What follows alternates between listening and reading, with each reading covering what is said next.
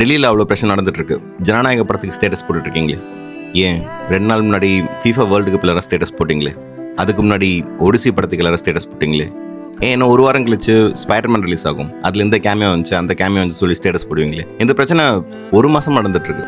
அதுக்கும் இந்த படத்துக்கும் என்ன சம்பந்தம்? சினிமா இண்டஸ்ட்ரிங்கிறது அதை நம்பி பல குடும்பங்கள் இருக்குது. அதுக்கும் சம்மந்தப்படுத்தி அப்புறம் இந்த போராட்டம்லாம் பார்த்துட்டேன். ஆரம்பிக்கும் போது அமைதியாக பொதுமக்கள் ஸ்டூடெண்ட்ஸ் வந்து ஆரம்பிப்பாங்க. அதுக்கப்புறம் அதில் சில அமைப்புகள் வந்து ஜாயின் பண்ணுவாங்க. அவங்க கவர்மெண்ட்டுக்கு எதிராக பேசுவாங்க, கலவரம் நடக்கும். ஆனால் கடைசியாக பாதிக்கப்படுறது அப்பாவி பொதுமக்களும் போகிற உயிரும் பொதுமக்களோட தான் இருக்கும். இந்த நாட்டுக்கு நீங்கள் எவ்வளோ முக்கியமோ அதை விட கோடி மடங்கு உங்கள் வீட்டுக்கு நீங்கள் முக்கியம். அதுக்காக நியாயத்துக்கு நான் போராடவே வேணாம்னு சொல்லலை.